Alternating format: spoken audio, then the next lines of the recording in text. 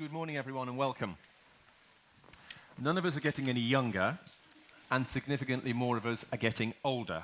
Take the UK, for example. In 2016, there were 12 million residents aged 65 years and over. That was 18% of the population.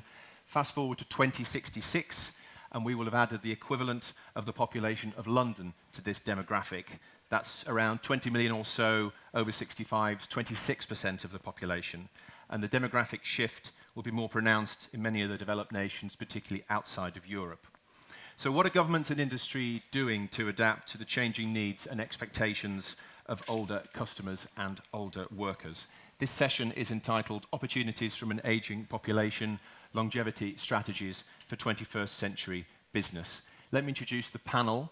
From my right and your left, first of all, we have Paul Irving, who is the chairman of the Milken Institute Centre for the Future of Aging, distinguished scholar in residence at the Davis School of Gerontology, University of Southern California. Next to him, Stuart Kirk, who's head of the Global Research Institute at DWS, still perhaps better known to some as the asset management arm of Deutsche Bank. Amanda Mackenzie is Chief Executive of Business in the Community. It's the Prince of Wales's Responsible Business Network. She also sits on the board of Lloyds Banking Group. And finally, Andrew Scott, who's Professor of Economics at London Business School and author of The 100-Year Life. Andrew, let me start, and I'm James Ashton, I'm a financial journalist and consultant for the Gordons of Doubt.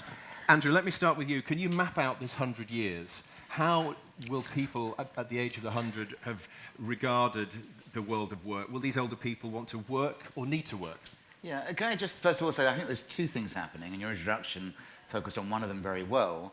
But what we're seeing in society is there's more old people. As the birth rate declines and people live for longer, there's more old people. And that aging society gets a lot of focus. But there's something else that's happening, which is that how we're aging is changing. We are, in effect, younger for longer. If you look at various indicators like mortality rates and the incidence of things like even Alzheimer's. So those two channels are very different. More old people, but how we're aging is changing.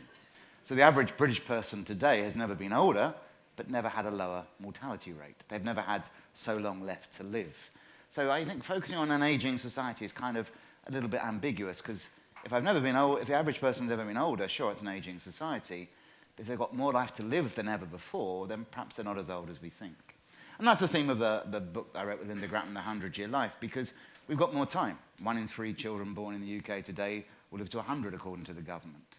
And how do we plan a 100-year life? And of course, the key thing about that is that changes all of life, not just end of life.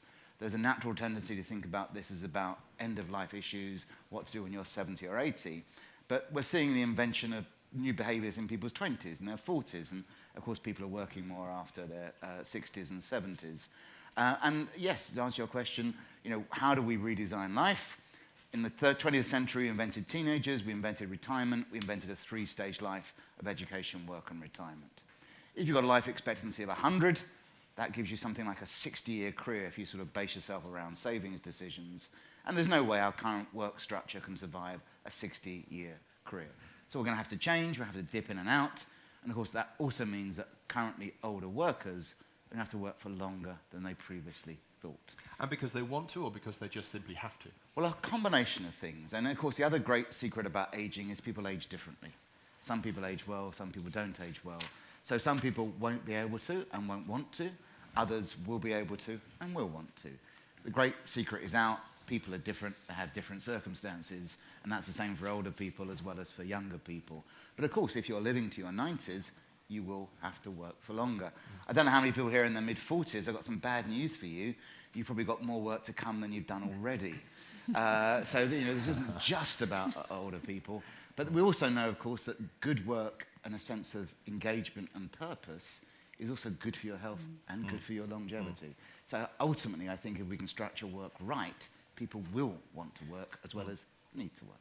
And Paul, coming to you, is that the upside of a rapidly aging population? The longer people work, the healthier they feel also? So it's a combination. So the upside affects potentially positively institutions in many ways. The opportunity to capture the accumulated knowledge and wisdom and experience of people for longer, to market, to to this new and changing demographic. As Andrew mentioned, it's not just centenarians. It's people kind of realizing this longevity dividend really throughout their lives. And it's very much it's families. It's the opportunity for people to experience not only their grandchildren but great-grandchildren, for multi-generational connections, for changing cities.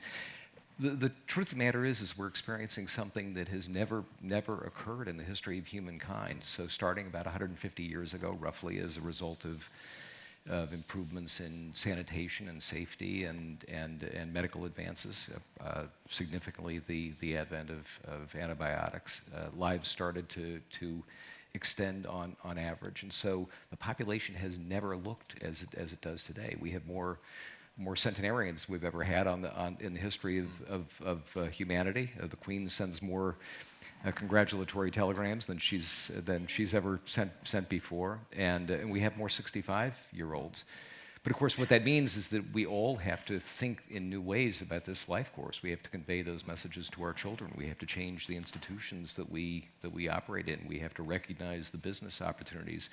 If we do those things, the potential for economic growth, for the realization of wonderful opportunities is tremendous. And if we don't do those things, then the potential societal costs and individual risks are massive. So, in the midst of a time in which in the UK there are the daily debates about Brexit, and in the US we have our various political tumults that occur kind of on an hourly basis or on the basis of the latest tweet, it's sometimes hard to think about these macro events, but this is one of the things that's going to shape the 21st century and centuries to come, and so we all have to prepare for it. I was going to try and keep this as a Brexit-free session, but you've broken it to already. Almost impossible. You've done it. Yeah. So we're off.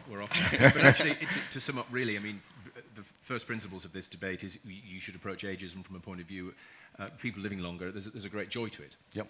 Yeah. Okay. There can be a great joy, but as Andrew mentioned, older people are as diverse as any other part of the population. Yeah. So we have, we talked about Alzheimer's and other dementias. About a third of people over 85 have Alzheimer's or some other form of dementia. That means 2/3 don't. There are people who have the resources and the education to realize great new opportunities. There are those who don't. So. Part of this discussion needs to be how do we democratize, whether it's the opportunities for lifelong learning, lifelong work, the delay or repression of non-communicable diseases, which really present the greatest global risk these days, as infectious disease has been pretty effectively tackled. So how do we make sure that it's not just folks like the folks in this room, but the broader society that have the opportunity to realize this longevity dividend? I should just remind people this is a public session, so please tweet #MIGlobal if you'd like to. Amanda, we talked about, there's clearly a lot more older people around for longer. In terms of the workplace, though, it feels to me like ageism is a sort of last frontier that needs to be tackled. Do you see that in how you're working with companies? I suspect there's several frontiers that we haven't yet defined still to tackle. And I think in terms of the other isms, the difference in this one is this is kind of the feel sorry department. So no one really feels sorry for me as a woman, but they might over the years have treated me differently, and they're not the same. So I think it strikes me as the key thing I think society has to embrace the business benefit, which sounds an awful way of describing getting older, but every day there's another stat that shows that customer experience is better. For when you have someone who's slightly older in that workforce, and there is a benefit to it. So I feel actually the more that can lead, because we know with all the other isms that something similar has happened, I think it will, quite apart from it being the right thing to do and embracing wisdom and all of that, I think that will lead more and more companies to the path of going, how we recruit, retrain, and embrace our older workers. Because there is some, as you say, there's anecdotal evidence that it's better to have older workers in the workforce. I'm wondering whether we've got the full stats yet. There's enough proof points. Well, of course, what will happen is someone will say the direct causality won't exist. But if I can quote a couple, and forgive me, just because God has a sense of humour, I've hurt my back. So I've had some Nurofen and ibuprofen because I was going to do an ageing panel. I now feel 125. And so I'm sitting here feeling slightly delicate. So for fear I don't forget my stats. But so to give you a couple of measures, customer satisfaction for FSCS improved, well, it was up 77% when they had someone who was over 50 in their workforce. For McDonald's, I love this, their customer satisfaction in-store is 20% higher, even if they have just one person over 60 helping out in that store. Aviva they are really trying hard with recruiting over 55s, and their net promoter score is now 42 relative to an industry average of 34. So that's what I'm saying. Someone's going to say, well, there might be other reasons why that's the case, but there's quite a body of evidence that would say this is absolutely good for business, it's good for customers, it creates a more empathetic environment, and actually all around it creates a more thoughtful environment. And why does that? So the McDonald's one. So what difference do they make? If there's one older person in store? Genuinely, I can't. I will give you a view, but I don't know exactly why that is the case. As in, maybe some of these other brilliant experts will guess, but I suspect they will create a more caring and empathetic environment. I think they will reduce some of the emotion that happens. You've got people that are going to stay longer, because we know, people that are slightly older are 5 times more likely to stay in post, therefore be more loyal, therefore the recruitment costs are, less, etc. So it's, so I think it's just it's a therapeutic addition to a working environment. But I feel there's a better answer to that. Yeah, Paul, I think you know about that case study. I mean, that's what Amanda said is broadly right, isn't it? It's about making not only the workforce but also the customer, ordering the food away, more respectful. Look, it's relatability in some respect, right? As this demographic grows as a consumer class, the relatability of those who are serving you and those who are designing products and services and innovating for you and all the rest. The relevance of them relating is important. But look, I think, and we could spend more time on it, but I think what we're recognizing increasingly is this complement of skills of young people, young and old, the risk-taking inclinations of young, the creativity, the balance, multi-sectoral problem-solving and opportunity creating characteristics of older people are a really powerful combination. And so, and certainly, Andrew knows some of the research that's been done on this, but there's increasing evidence that mixed generation teams, that intergenerational teams actually outproduce same age teams of any age. Again, it's intuitive, right? A complement of skills. Same argument for women in the workforce and people of racial and ethnic diversity and all the rest. A mix of views, a mix of talents probably means competitive success. Yeah. Stuart, do you, from the point of view of the city, I mean, do you think investors buy the business case? Yeah, it's strange. I mean, I've been a journalist for most of my career, so it's weird to now play the kind of evil investment guy thinking, how do I make money out of this theme? But, there are people thinking about this clearly, and in the asset management business, this is clearly what we do all day long. I think there's a third element to what Andrew said, in the sense that obviously you've got more old people, okay, tick. They're healthier and they're living longer, tick. But like the old Irish joke, from a financial perspective, you wouldn't start from here, and we know all the statistics around how little savings a lot of these old people start with. And roughly, half of 55 to 65-year-old Americans have no savings whatsoever. We know that the average amount for the rest is $100,000. Let's say that generates $3,000 worth of income a year. It's not enough. So my industry really needs to step up and work out how those people are going to generate enough income to live this very long life. And there are really 3 options. Either you start saving earlier, you get a higher rate of return on your savings, or you work longer. And I suspect it's going to be the third element which drives this topic for the next 30 years or so. People are just going to be forced to work longer. There's nothing inherent that will drive returns any higher. It's too late for these people to have started accumulating savings earlier, so they have to work longer. Now, take my asset management hat off and put my analyst hat on. What does that mean? Clearly, there's going to be a demand shock. People are going to buy more things in old age. Okay, tick. But from a person running a business or from an equity holder point of view, what does it mean? There's a supply shock of new labor. So does that mean that nominal wages get driven down? And there's a productivity effect to that, because there's actually quite a strong long-term relationship between nominal wage growth and productivity. When management teams are held to account when wages rise, usually 2 years later you get a productivity boost. That would be a good thing. Equally, all other things being equal, if I have a bigger pool of labor, I know I'm not going to hire more people, but I can choose better workers. So I should be able to pick a higher caliber of labor from the pool. Both things, I think, are potentially productivity boosting. The one thing that wouldn't be is if this turns into a huge supply shock and wages are driven downwards, because that will allow management teams to be lazy, all other things being equal, and I don't think that would be productivity enhancing. Yeah. Andrew, do you fear lazy management teams? I think everyone fears lazy management teams. And I think, so what is happening is that on average, we're living for longer and we're healthier for longer. And that must be good news, and it must be good news for the economy. The thing around that, though, is that everything changes. And I think we tend to focus on sort of simple things like just make people work longer. And what we're hearing here is diversity is good for productivity. Diverse teams are better. And ageism is just another dimension of that. We've also got more people who are more productive than before, so firms should be more interested in these potential workers.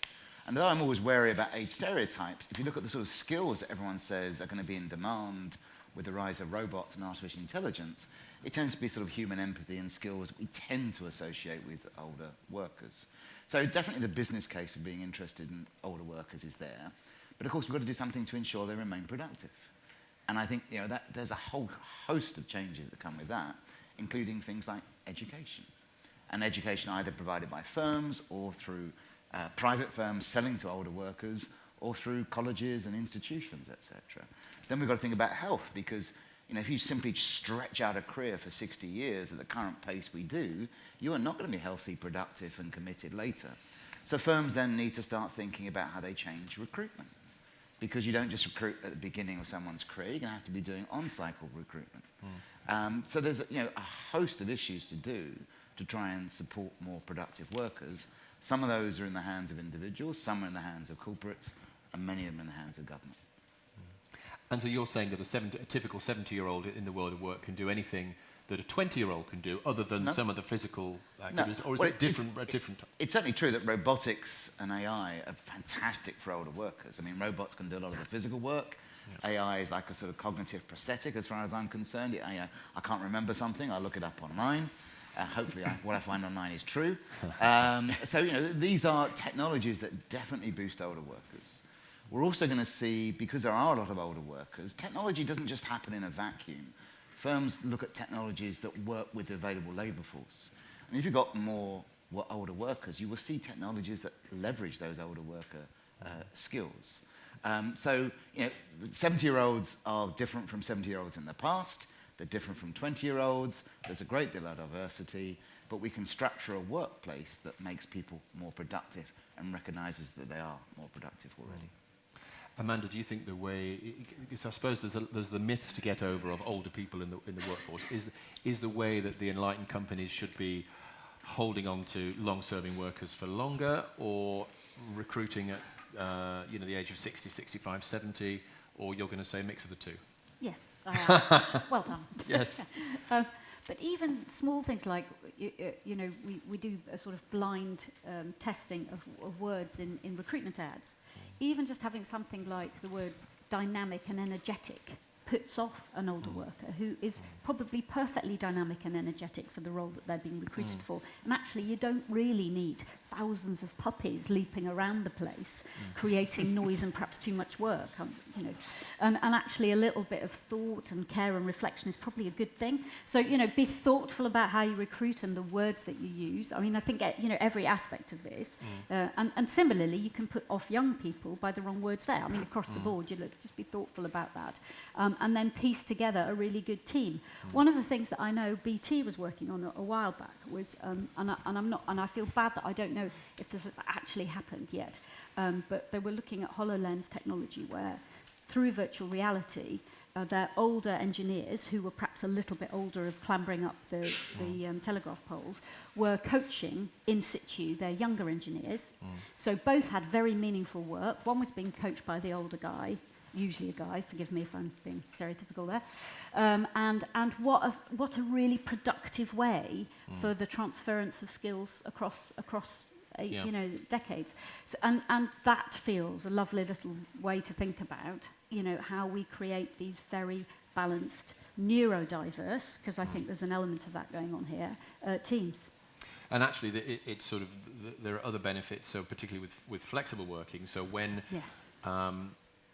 women typically want to step back from the workforce when they're having children or whatever, there should be clever ways where older workers can job share or whatever with the 35, 40 Yeah, for example. Very much so. But also one thing that we found is that advertising flexibility right at the start is a really big turn on for people because they want to know that. Because a lot of people, as they're getting older, are that sandwich generation, so they're having to care, so they need caring days. A lot of our best employers, they have some caring days as standard, and they even have unexpected caring days, which we all know, you know, these things happen. So actually being very clear in your job ad that actually flexibility, role flexibility is built in is a really good thing too. Paul, one of the problems in this area is language, isn't it? That how people don't want to self-identify as being old. It's something that's always going to happen in the future. And I think the term, probably many people in this room realise that the new term now is perennials. Not millennials, perennials and so on. But there needs to be a lot more of this, I suppose. Always blooming, yeah. Yeah. Yeah, I mean, look, ageism is pervasive, right? So we have attitudes about, you know, you're sitting watching a guy with no hair, and there are obviously assumptions that are made about that relating to competence and capability and energy and all the rest, some of which are accurate, some are inaccurate. I think that, I think it's one of the things that's really important to say here is that this topic is not just for older people. You know, Andrew made the point earlier, and I think it's really important to underscore, we don't just have 10 or 20 or 30 years, depending on where you measure from, tacked on at the end of life. What we have is we have additional time spread throughout life. And so young people have as much, or frankly more. I think you made the point about, or maybe it was Andrew, about the prospect for young Brits living longer life, and that's very much true in the US and other places as well. So no one has a stake in these changes that we're advocating as much as young people, thinking about how education has to change. The notion, how many people, I'm curious, how many people in this room, let's say, have gone back to get a graduate degree after 40? Raise hands. Not one person in a full room has raised a hand. So we have one. Congratulations. Good. Well, good.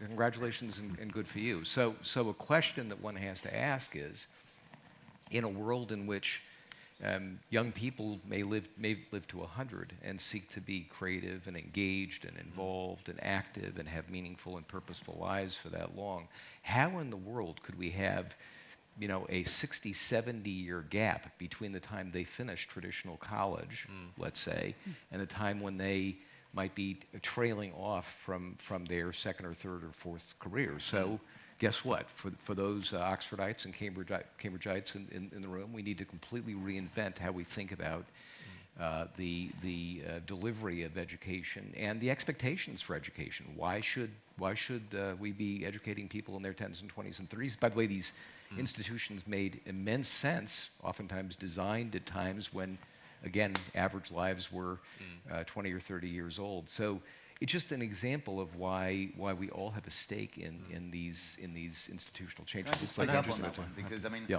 You know, to talk about the changes that are going to happen, I mean, education clearly is going to have to become lifelong with technology and longevity. But already this year, so Harvard University is an extension school providing education to people after they've graduated. This year, Harvard Extension School took on more students than the rest of Harvard put together. This is sort of a sea change that we're about to see. And I think, you know, one of the things that's so interesting about our thinking here, and, you know, is Paul's saying this is about every aspect of life. As we're living longer, we redesign all of life. And there has to be some sort of sense of recursivity. And the reason I say this is that it's remarkable how we talk about the young and old being put together, because the future old are the current young, and we sort of almost treat young and old as different ethnic groups. But of course, what you do when you're in your 20s, 30s, 40s, 50s affects what you're doing in your 60s and your 70s and your 80s. And if we want to encourage healthy aging, we don't just start with people in their 70s. Right. We've got to think about the entire life course.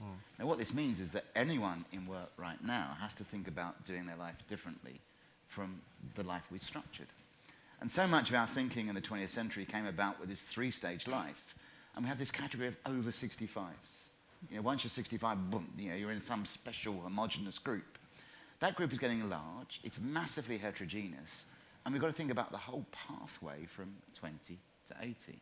And so flexible working isn't just something that older people want. It's something that you will need at some point in your career, irrespective of your age. If you've been working from 20 to 40 and you've got another 30, 40 years of your life ahead of you, you'll be interested in flexible working. So we've got to think about the recursivity of the life course and recognize the connections between young and old. What we know is that aging is malleable. Your behavior now affects how you age in the future. And if we really want to make the most of this longevity dividend, we have to think about the whole life course and not just talk about the old and the young, because the current young become the old. Millennials are quite old now. They're not young anymore. And we've got to sort of think about the whole aging course. It strikes me that this whole process could be very problematic unless we completely change basically our level of patience and the expectation for our own trajectory. We all, you know, in the firm I currently work, people expect to be made VP after 2 years, and then director after 3, and then MD after a certain number of years. And if what you say is going to happen, our elongation of our expectations is going to have to stretch massively. In my old industry in newspapers, for example, you know, if you weren't given a column after 15 or 20 years, like me, you disappear off in a huff. And, you know, there are only 6 or 7 positions at the FT that were available, and, you know, Martin Wolf had one and John Gapper had one, and, you know, these people never ever leave. Now, in the olden days, in the olden days, after a certain length of time, you disappear off like Joe Johnson or me or whoever, all the heads of Lex, you go because there's nowhere else to go. But if you're talking now about a 60-year career or a 70-year career, maybe I now wait for 20 years for that job to come up. And that expectation management has to completely change. And when we bring in new grads now, we are going to have to educate them in a career trajectory which used to be like that, and we're going to have to tell them it's more shaped like that. And I think that process is going to be very, very difficult to change, but we need to change it quite quickly, because patience is something that, for some reason, all of us have lost. I've got to go. Have you thought of a blog? You could start a blog. Is that what you throw people to amuse yourself with a blog for 20 years while you wait for that? Is the problem, because the session is about strategies for business, but I guess, as Andrew says, the individual has to plan for this. And actually, the people who were born now or in the last decade who have a very good chance of living to 100 are very bad planners. I mean, the UK savings ratio is at the lowest it's ever been. So, you know, the businesses have to help their individuals, their workforce, actually think about the future as well. Well, my daughter just started school at 4. This elongation process could just affect everything. Start at 10, go to university at 30. Don't take a gap year, take a gap 5 years. The whole thing just needs to sort of stretch. Those things already are beginning to happen. The average age of marriage in the UK is now 31. It used to be 21 even 50 years ago. In Sweden, the average age of first marriage is 36. You're now more likely in the UK as a woman to have a child in your 40s than under 20. That's never happened before. We've got a doubling in the proportion of people working aged over 70. And my own favourite indicator of longevity is the divorce rate, which is falling on average, but rising for the over 50s and rising fastest in the over 80s. You know, and I can't think of a better statistic about longevity than rising divorce rates for people who are 80 plus. Yeah. Talk about new business opportunities. Yeah. There is. There are a few enlightened businesses, but I guess for most of them, the idea of you turning up and saying, do you have a longevity strategy? They probably haven't got a clue, have they? There's so many businesses haven't switched on to this yet. It's true, but I have to say we have an age leadership team, which is nobly and brilliantly chaired by the CEO of Aviva UK, Andy Briggs, and some brilliant enlightened leaders around that table, and they set themselves the target to look at what it would take to get a million older workers to stay or come back into the workforce by 2022, and I'm pleased on their behalf to say that they're on track to do that. But that is absolutely looking at everything from older worker apprenticeships through to the things we've already covered in terms of how you recruit, how you retain/retrain. So literally looking at every kind of employee experience moment and adapt it or think about it through the lens of keeping people in the workforce for longer in productive, meaningful, healthy, good work. So yes, I think it's I suppose that's why I started by saying the business benefit, because as people begin to absolutely accept that this is the world around us, this is what's happening, then it becomes a lot easier to have those conversations, and then everything else rolls out. So yes, as ever, there's the enlightened ones and the ones that will catch up, because they'll realise actually after a while they're really struggling to get enough people to do the roles they need to do. Yeah. Andrew, I mentioned Brexit again. Particularly with the UK point of view, do you think Brexit is a moment at which companies will turn onto this? I mean, there is a thought that down the line, migration will tighten and companies need to be more creative on the talent side. Well, we've got a fall in the birth rate, which is, meaning fewer people coming through. We've got probably a reduction in immigration coming along. So yeah, workers are going to become more important, and there's a whole bunch of workers who may want to carry on working that firms will be interested in. I mean, I can't emphasize enough, this is a massive social experiment. So I don't think there's going to be 1 year where everything changes. Innovation is invariably some sort of S-curve, and we're certainly in the lower reaches of that S-curve. There are pioneers and people doing things at the moment. I think the other thing firms will realize is it's not just about holding on to workers in their 60s, but actually, if you're 40 or 50 and you're looking ahead, you'll be looking at how firms give you options later in your career.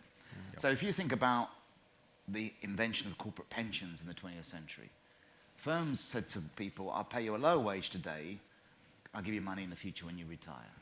And that was a recruitment and retention tool. Now, we talked about savings, but there's not enough savings you can do, I think, to support a 100-year life and still retire at 65. So I'm going to be very interested working for a firm in a broader range of investments, not just financial investments, but do you give me an opportunity to take time off to spend time with my older relatives or with my young children or just my partner so I can recoup? Are you going to give me opportunities to learn? Are you going to give me opportunities to go from full-time to flexi-time and back again? So corporates will start to think about a broader concept of a pension than just finances, because that'll be a big recruitment and retention tool. What's worrying, of course, is that the firms who value human capital the most will do that. The ones who don't think human capital is important won't. So we're going to see a lot of diversions. There will be diversity, a role for governments to standardize that process. Another implication, I think, is inevitable. A big topic at the moment is about pay disparity in firms and in general, and we see headlines every day about CEOs earning X, and we now have to report the difference between the highest paid and the lowest paid in firms, and this is a very, very divisive topic. And I think when you look at the way firms are going to develop, analysts will always say, look at incentives and look at pay structure first to work out how a firm is going to operate. If you have a big pay disparity between your leader and the up-and-comers, as an up-and-comer, like a young chimpanzee on a David Attenborough film, you want that boss out. You want to replace him so that you get that excess pay. And everything is, and I worked for an investment bank and I've seen, this sort of animal instinct go on. You want that top guy shot, and you want to replace him because you want that excess pay. So if we are going to move to an 80-year career, pay disparity has to come right down, really, really flat, so you have just as much respect, mutual respect at the top level, at the bottom level. And I actually think that this whole pay disparity topic is actually going to go away as we enter this aging world over the next 100 years, and that will be a good thing, and that will have implications to asset classes, property, blah blah blah. So we've got chimpanzees and puppies now. We've totally. got the full and Brexit. Do you think though that pay disparity does that come back? Do you think because of what the older worker delivers in terms of experience and sort of keeping everyone calm behind the counter at McDonald's and so on, are they worth more for the same job? Well, I think as a management team, it will be the only way to keep people. Otherwise, they'll leave to go somewhere else. Otherwise, they'll become disheartened. And as an investor, I don't want to see turnover. So as an investor, I'll encourage companies to do that. And I think, there's a lot of literature to say that they end up being better investments anyway. Can I just pick up on this point, though, because I think this is one of the crux of the matters. I mean, in general, I agree. So older workers are more productive on average than they used to be, so firms should be more interested in them. There's very little evidence that productivity declines with age. Age is a very poor predictor of productivity. The problem we do have is that wages tend to increase with tenure. So even if productivity doesn't decline with age, if wages increase with tenure, older workers get kicked out. And I think trying to tackle that problem is going to be crucial to ensuring employment from the 50-plus onwards. Because there is a feeling that older workers they're great to have around, but when times get tough, they're almost an expensive luxury. Yeah, well, there's kind of an operating assumption that compensation always has to go up, and there are a series of challenges in changing that norm, right? Whether it's union relationships or just pay traditions. There was actually some interesting research done several years ago in the U.S. that this was a poll-based research that suggested that people actually were very open to the notion of compensation reduction or compensation flattening in exchange for the kind of work that they wanted to do. If the work was respectful, if they had the opportunity to mentor younger people, if they had the kind of flex arrangements that Andrew referred to before. So we have to think creatively. I would actually, it's interesting, as somebody who advocates for older workers, I would actually say in response to your last question, do they have to make more? I would say no. I'd say what does have to change is the work environment. And I'd just like to build on for a moment on something that Andrew was referring to, and that is what I think we're going to see. I think we're already seeing the very, very early stages of it, and that is, and I think it's going to become more prevalent very likely as millennials get older, who tend to, I think, more deeply embed their values in both investment decision and in work decision. But as we know, people now kind of follow companies that engage in sustainability practices, ESG, progressive practices relating to the employment of women, women on boards, various other things. I think we're going to see a movement over time in which age-friendly practices in companies will be recognized, rewarded. They'll have an effect on the acquisition and retention of human capital. And I think they'll affect customer preference. In the U.S., I won't name names, but there are companies I won't go in because of their political positions on various and sundry controversies in the U.S. We'll steer away from them sitting in London. But I think it's very likely to be the case that the same kinds of acquisition decisions will end up being made depending on how companies think about both older workers and older customers. Andrew, we've talked a lot about the older worker, but then from the point of view of the older customer and the business opportunity there, what is it that companies should be doing to effectively market to the 60, 70-year-old consumer? What is a product for them that is not a product for a 30-year-old? Well, this is I think so the first problem is I can't tell you how little data companies have about older workers, because it all goes in that bucket, 65 plus. And I think one of the reasons this isn't yet a problem is that as, in general, people are healthier in their 70s than they used to be, the 70-year-olds are still buying things that used to be sold to 60-year-olds. The great problem with age is heterogeneity. And so people are aging differently. So 70s and the new 60, those sorts of cliches. But also there's a wide variety of heterogeneity. And I don't think firms and marketing departments totally get that. So what are the products they need? Well, they need health-related products rather than age-related products. There's a different notion of what people want in the age about relationships, community. But it's just that people, you can't categorize, saying 20-year-olds just want avocados. There's a huge range of goods that older people want. They're just like anyone else. They're heterogeneous. And firms have just got to cut the data to look at it. What I do think is interesting is that, I see 20 and 30-year-olds behaving differently. I see 60 and 70-year-olds behaving differently. But the world is still broadly run by the 50-year-olds who aren't doing things differently. And I do suspect that we will see the emergence of firms providing products to older workers coming from someone who kind of was pushed out of a firm, understands the older age group, and in their 60s or 70s starts up a firm providing services for older people. Well, and by the way, Andrew, I know this is true in the UK too. Some of what I'm about to say relates to the lack of opportunity in traditional jobs. Some of it relates to entrepreneurship. So the cliche, at least in the United States, is that unless you got a master's degree in computer science from Stanford and probably having dropped out actually in your first year and started a company in Silicon Valley, you're very unlikely to be a business originator. In fact, in the US, middle-aged and older people start more businesses than the younger people. It's true in the UK too. Now, again, some of that may be related to the fact that opportunity doesn't exist, or as much opportunity as doesn't exist in traditional work environments. Some is a product of pure entrepreneurship. So capital access, again, encouragement and facility for that, public policy that supports it, et cetera, as an opportunity for economic growth and for, again, keeping people more engaged, healthier, more active, et cetera. And I think that trend took off in the UK after the financial crisis. So a decade ago, when there were the layoffs, a lot of people just thought, well, you know, I'll start up.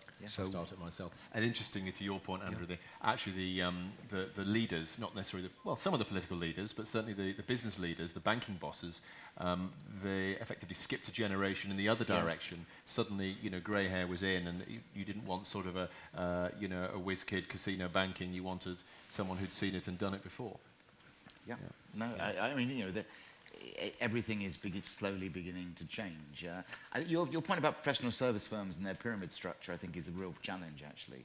Because I think there's two ways that we'll see careers develop. Either they're going to slow down and we'll get more sort of horizontal variation in experience rather than vertical. Or you're just going to have 3 or 4 stages to your career, and I'm in a rush to make my money in this stage so I can then retire and do something different. But it's a real challenge for firms with a hierarchy. And of course, the best example is the royal family, where Prince Charles is 70 and still hasn't got the main job. And that's a great example of, you know, what do I do when I'm waiting to get the big job? And that's going to be a real And all challenge. of this assumes that nothing changes, right? I mean, I think there's you hinted at this right at your first comment, Andrew, but there's a technology element here.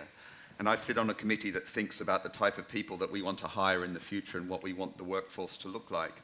And if you look forward about what machine learning and AI is going to disrupt, it's not the elderly workers who can write beautiful English and present to clients and have a high-touch role where they're empathetic with clients and they're in sales.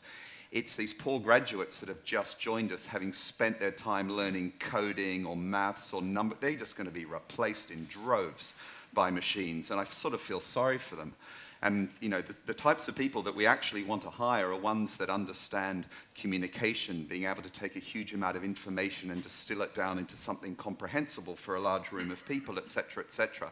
I worry that it's actually that junior level that's been sold a furphy here, and actually the way technology is going to benefit people a little bit more experienced in interpreting data and change, and I think that benefits the elderly.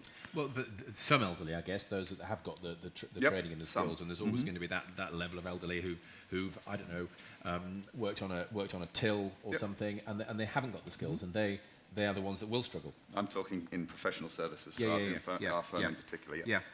We should say, of course, the Prince of Wales has got many jobs, including looking after business in the community. And yes, and so I'm not sure. But he has been the most brilliant president for ours. And forgive me if I get the award for gush for the day, but really, it's a blooming massive benefit that he has had that job for so long, because it has meant his vision. And you look at, he was making speeches about plastics in the 70s. You know, he has been permanently talking about society and how dislocated it is and what we need to think about this. Because when you were talking, I was reflecting on the fact that, you know, I think the age in Blackpool, where we do quite a lot of work, where your signs of aging and therefore you are suddenly becoming less in the workplace, you are beginning to struggle, begins in your 40s. You know, so we have a society increasingly where there are parts of the country where, you know, it's as if, you know, all of the revolution around aging's just not happened.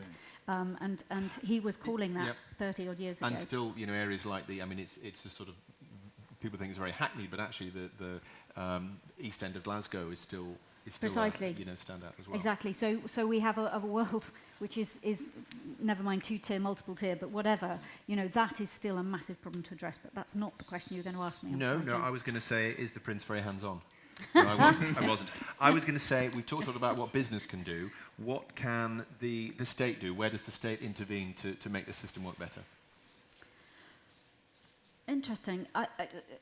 Because I I suppose I think about a lot of our campaigning areas, and I always hope that business can step up and kind of show the state and almost lead the state in a way, particularly about sustainability, on a lot of the issues. I think we don't need the state to necessarily intervene. Actually, I think often, as so often is the case, it does boil down to leadership. It boils down to leaving this room and being quite bloody-minded about saying, okay, so do we have an apprenticeship for older workers? Are we thoughtful about what we can put in adverts about how we can recruit, a really lovely breadth of workers? Do we have flexible working built in from the beginning? Do we have care days? And you think of all the things that are in the to-do list of what it means to be an attractive employer, which means you can have this lovely mix of workforce, and none of that requires government intervention.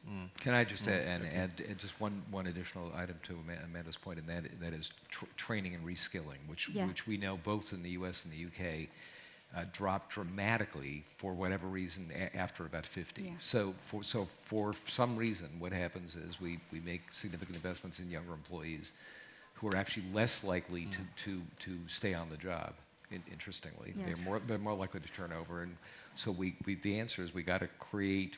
I mean, obviously, it requires individual incentive too. We all have to step up to the plate, but we have to create the opportunity for older people to learn, reskill, become technologically. And can I just finish? Because if you really, really mean it, then you would be very thoughtful about Apprenticeship Levy, which I know everyone's struggled to try and max out on, but actually go, right, we're going to take half of that deliberately. We're going to make sure that we purpose it against, people plus 50 to build on your point. Yeah, I should say we've got time now for questions if anybody has anything to ask the panel, and there's a mic roaming around. But Andrew, just follow up with you. I mean, as Amanda says, we have got this apprenticeship levy now in the UK. It's £3 billion a year from the larger companies. It's deeply unpopular because it's been implemented very poorly.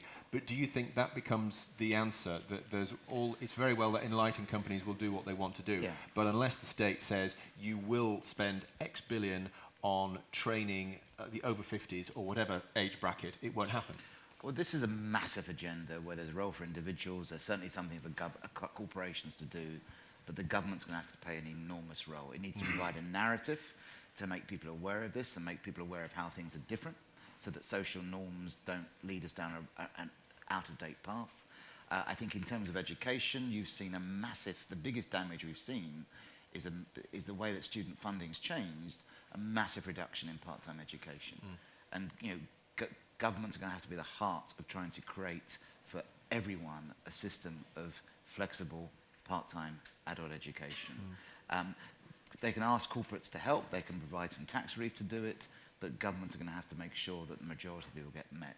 There's a whole healthy aging agenda that governments need to get behind, and then just things like making sure, just as we've seen governments introduce maternity leave and paternity leave in most countries, you're going to see similar things for caring leave, but also just for people to take 6 months off with perhaps an educational allowance to get those skills. So I think there's a massive role for that. So it would be great for business to do it all, but the state does have to weigh in at some point. Businesses never do it enough. There will be some leading examples, some experimentation, but the market forces are such that governments will have to introduce some compulsion. Okay. Any questions? One at the front.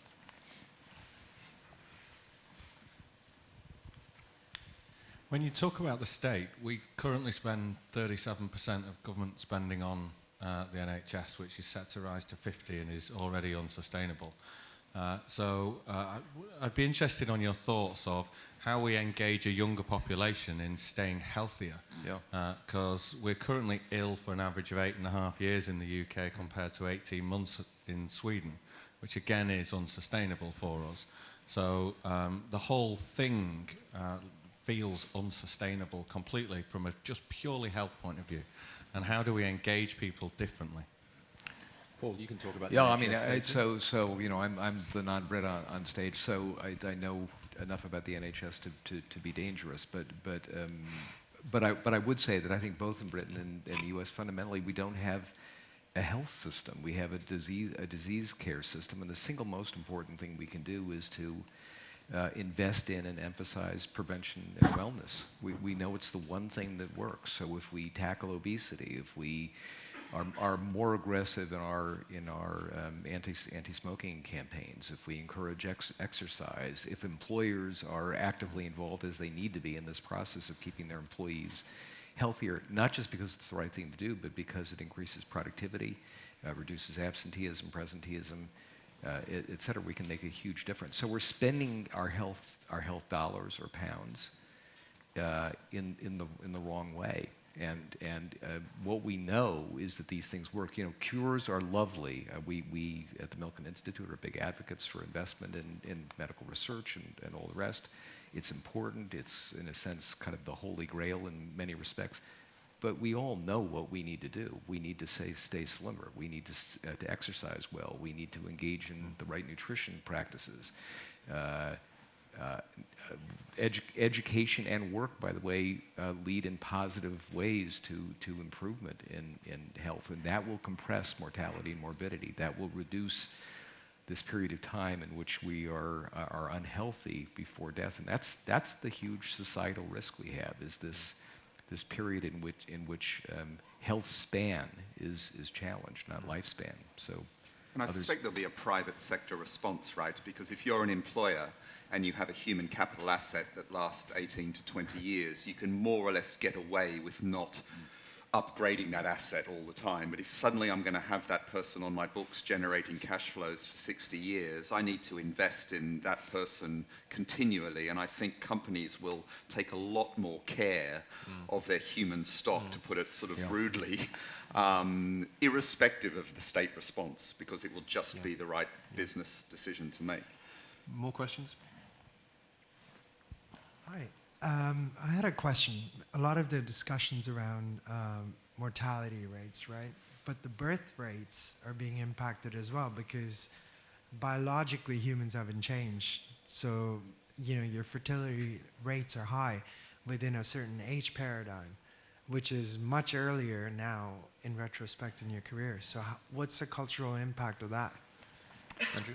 So it's a great question. We are seeing around the world birth rates fall, and in many countries even going below the replacement rate, so that we're going to see some dramatic falls in population. So in China, the population is going to go from 1.3 billion to 1 billion by 2050, and of that billion, 450 million will be over 65. So this is kind of weird. We've never been in this situation before. Of course, what you're seeing is family structures are getting longer and narrower. And I think, you know, we are seeing the rise of 4, even 5 generation households. You talked about the sandwich generation. Well, I talk about the club sandwich generation, because, you know, you've now got great-grandparents to worry about. It's going to be really interesting how we deal with that, because obviously what we consider to be young is changing. You know, I've got a photo of my father, aged 14. He's wearing a suit and tie. He's got a job. He's paying rent. He's married at 17. He's got a kid at 18 and a house at 19. Wow. Then there's me. I sort of do that stuff in my mid-20s. My kids, who knows when they're going to do it. So, you know, sort of there's a whole sense of adulthood happening much, much later. What we consider to be young is changing, and what we should be doing is changing. I guess, you know, we don't know how to structure a 4-generation family.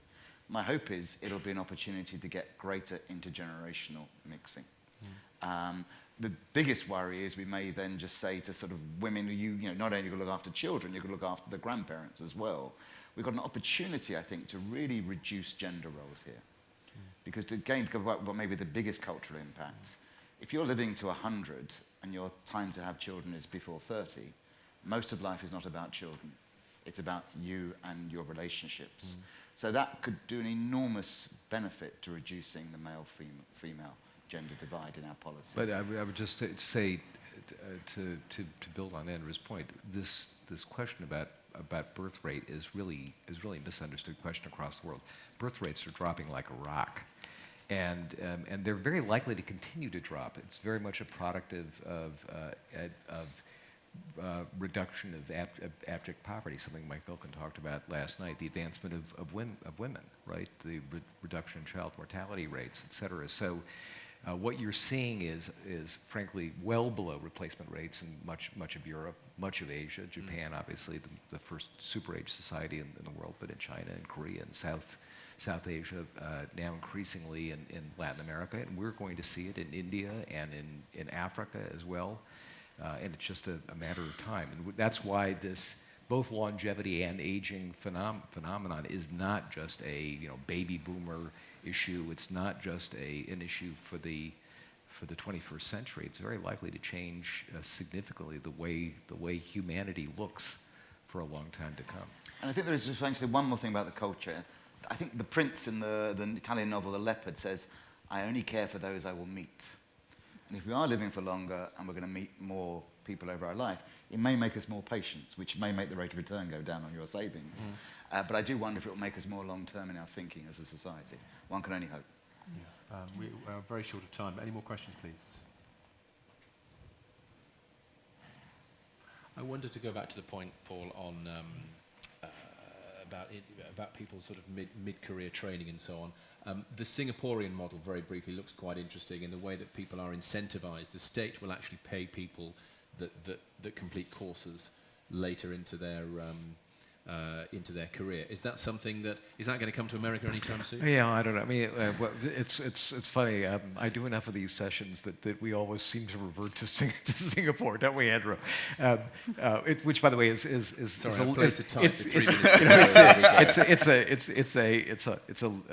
lovely place. They've done an extraordinarily good job. If there's any defense of that kind of government system, boy, Singapore has done it both in education and in health. Yes, they have a lifelong learning institute. Yes, they have a national work strategy. They do have incentives for the recruitment and could it work on a bigger scale, though?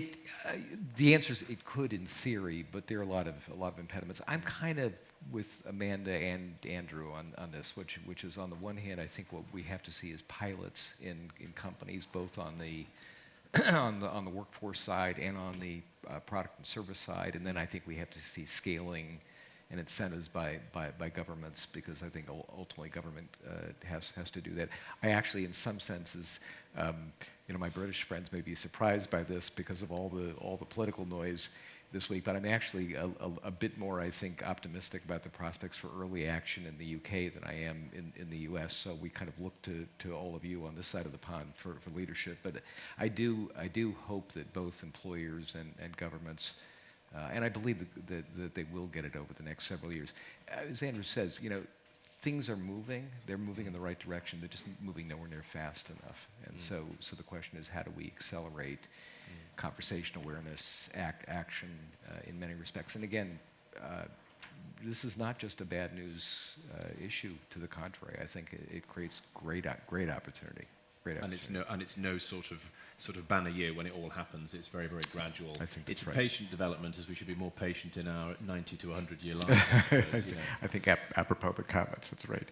Yeah. So yeah. Okay. Under pain of death, I have to finish this panel on time. Thank you all for listening and for your feedback, and thanks to our speakers, to Paul, Stuart, Amanda, and Andrew. Thank you. Thank you. Thank you.